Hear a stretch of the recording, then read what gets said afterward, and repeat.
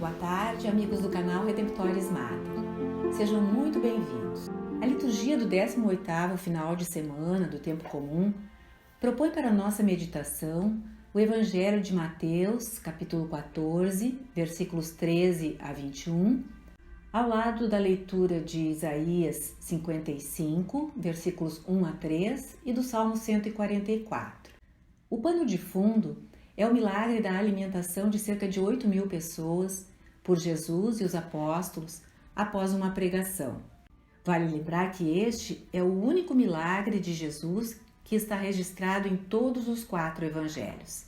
Este milagre é uma espécie de sinal visível do poder divino invisível de Jesus. Mostra que Jesus não é apenas um grande pregador ou um grande rabi. Ele também tem poder sobre a criação.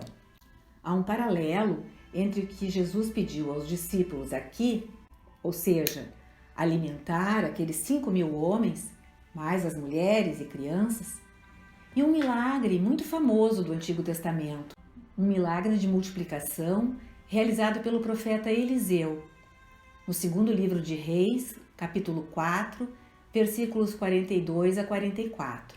Eliseu pega 20 pães e os multiplica para alimentar 100 homens. No Novo Testamento, Jesus pega 5 pães e os multiplica para alimentar 5.000 homens e suas famílias.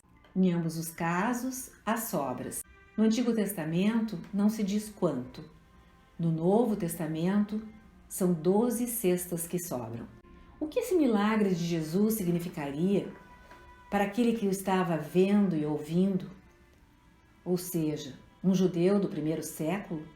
Ou para os que leram depois este Evangelho de Mateus? Lembremos que Mateus escreveu principalmente para um público judeu.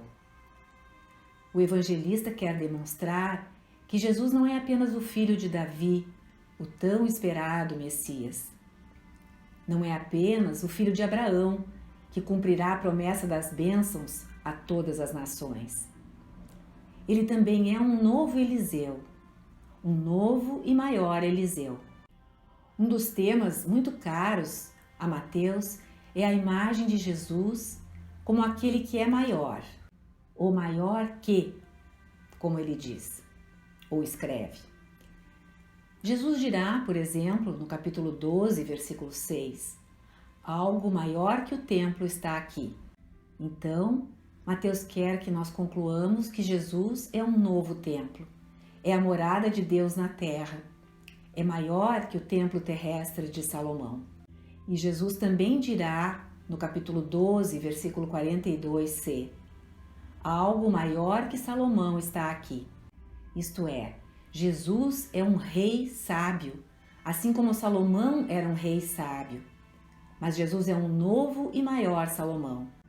E da mesma maneira aqui, embora Jesus não chegue a dizer isso, poderíamos dizer, algo maior do que Eliseu está aqui. E lembremos que Eliseu era grande. A ele fora dado 2 vezes o espírito do poderoso profeta Elias.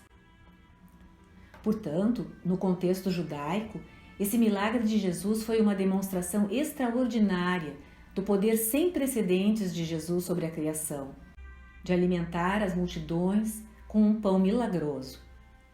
Aliás, Moisés alimentara o povo hebreu com o maná que caía do céu, um pão sobrenatural, por cerca de 40 anos. Contudo, frequentemente é oferecida uma outra interpretação a esta passagem. Disse que a alimentação dos 5.000 é apenas um milagre de partilha. Essa interpretação vem de um estudioso alemão, Heinrich Eberhard Gottlob Paulus, e difundiu-se no século XIX e daí para frente. Era muito popular, naquela época, tentar fornecer explicações apenas naturais aos eventos sobrenaturais registrados nos evangelhos. Essas pessoas tinham os milagres como um escândalo.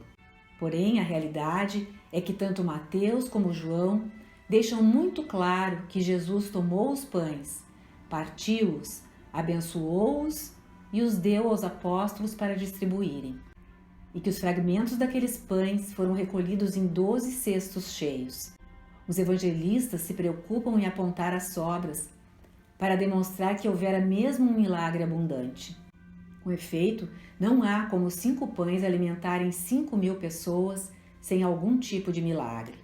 São João Crisóstomo, bispo de Constantinopla no século IV, um dos padres da igreja, cujo nome, Crisóstomo, significa boca de ouro, porque era um grande pregador, escreveu sobre Mateus uma obra chamada Homilias sobre Mateus, e assim explica a multiplicação dos pães.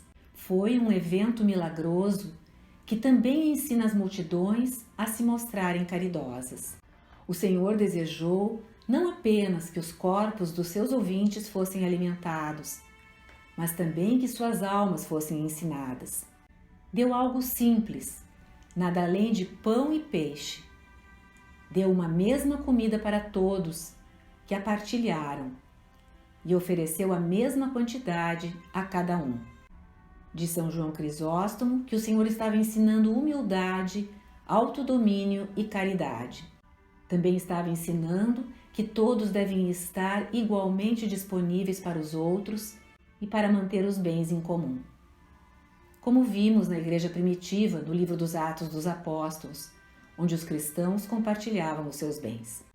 Então, o grande bispo sublinha que não bastou para Jesus que o milagre permitisse que os discípulos alimentassem o povo todo. O milagre foi além, nos pedaços que sobraram, para que os que estavam ausentes naquele momento pudessem compreender que havia sido feito esse milagre, para que ninguém achasse que se tratava de uma ilusão. Resumindo, então, a passagem do Evangelho deste final de semana, podemos dizer que Jesus, na alimentação dos 5.000 homens, não apenas revela sua identidade como Messias e, portanto, autor do banquete messiânico, não aponta apenas para a última ceia, onde ele dará a comida que alimentará as almas da humanidade, e não apenas o mostra como o novo e maior Eliseu, mas também como aquele que ensina sobre a generosidade superabundante de Deus. Aquele que criou o universo realmente dá o alimento de que precisamos no devido tempo. Ele abre sua mão para nós e para toda a criação. E, na Eucaristia, acima de tudo, ele nos dá o alimento que conduz à vida eterna.